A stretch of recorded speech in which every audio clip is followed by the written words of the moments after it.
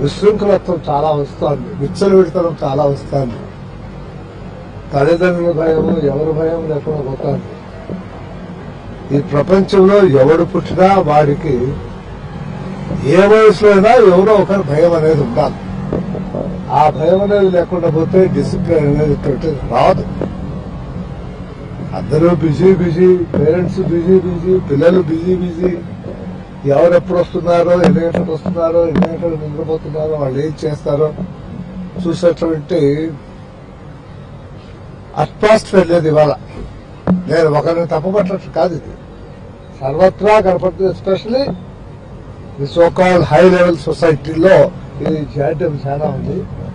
ప్రతి ఒక్కరు కూడా పిల్లలు ఏం చేస్తున్నారు, వాళ్ళు ఎలా ఉన్నారు అని నీకు ఎంత బిజీ టైం ఉన్నా నువ్వు వాళ్ళ వైపు ఒకరు కాబట్టి చూడాల్సినటువంటి అవసరం ఉంది.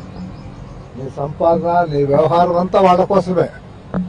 అలాంటి వాళ్లే బాగులేకపోతే సొసైటీ చెడిపోతుంది, నీ కుటుంబం చెడిపోతుంది, నీ పేరు ప్రతిష్టలు అన్నీ పోతాయి. కాబట్టి తల్లిదండ్రులదే ఎక్కువ బాధ్యత, తల్లిదండ్రులదే తప్పిదాలు కూడా. ఈ పబ్బులు, బార్లు ఇవన్నీ చూస్తున్నాం. రాత్రి 2 వరకు ఏం చేస్తారో ఏమో నాకైతే తెలియదు, నేను ఎప్పుడు చూడలేదు. కానీ అక్కడ నా సినిమాల్లో చూసి ఓహో పబ్ అంటే ఇలా ఉంటుందండి అంటే